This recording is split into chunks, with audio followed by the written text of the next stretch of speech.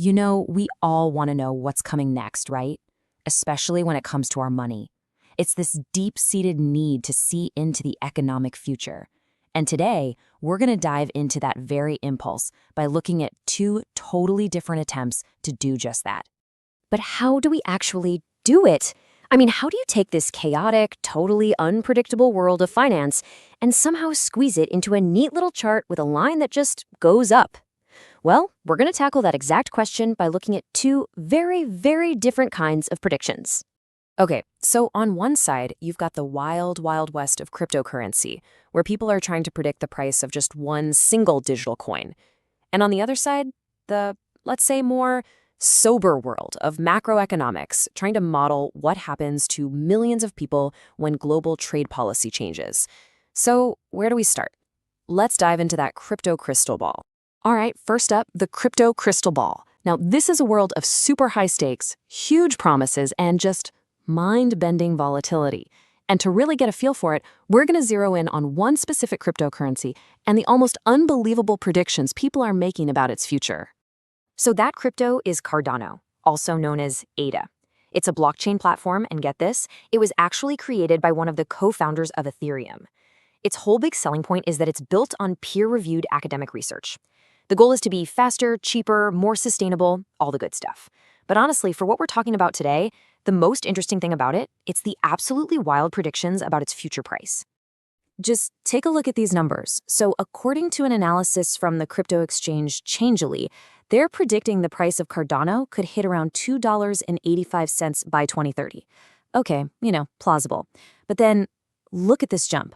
The forecast just skyrockets to over $249 by 2040, and then a totally staggering $344 by 2050. Wow.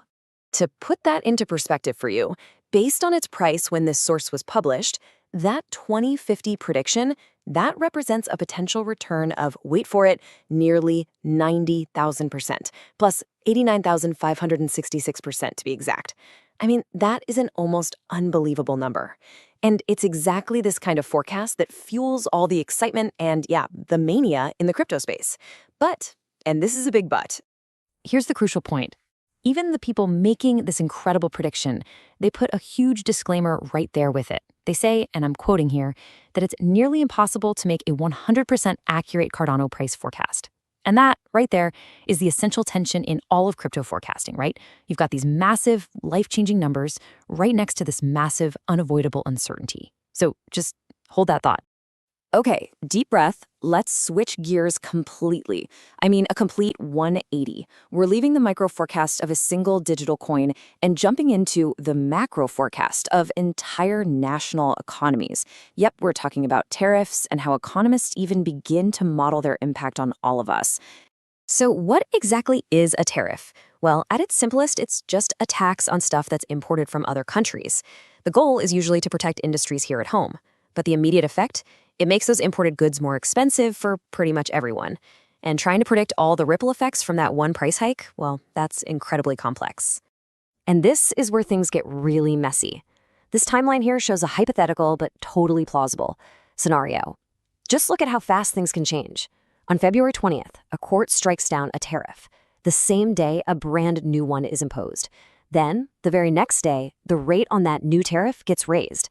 This is the kind of real-world political chaos that economic models have to somehow, some way, account for.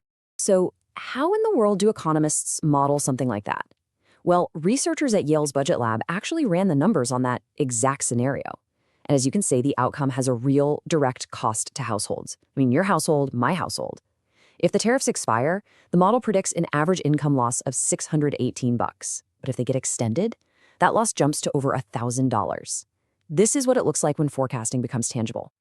The analysis also shows this really complicated series of trade-offs. So the model projects that, the manufacturing sector might actually grow by about 2%, but that gain is, and these are the researchers' own words, more than crowded out by losses in other areas, like a 2.4% drop in construction.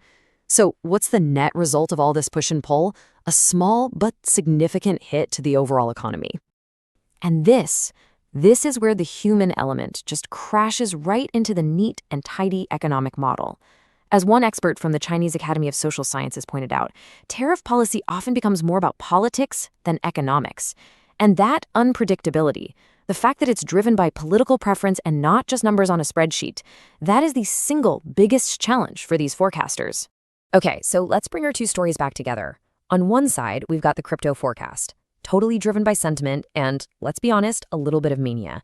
And on the other, the tariff forecast, built on these complex economic models that are trying their best to account for volatile politics. Two very different forecasts, facing one fundamental challenge. You can even see the difference in the language they use. It's so revealing. The Cardano forecast is all about sentiment, volatility, bull runs, all-time highs. It's the language of market psychology, of emotion. The tariff model, it's all post-substitution, dynamic revenue, sectoral GDP. It's the language of systems, of behavior.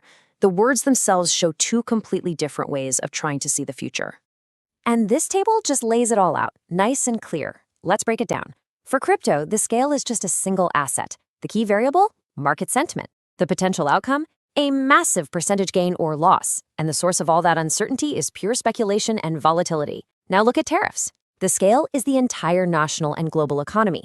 The key variable is consumer behavior and trade flows. The potential outcome is a small percentage change in GDP, but one that affects millions. And the uncertainty? It comes from politics and global events, totally different worlds. So that brings us to the big question, right?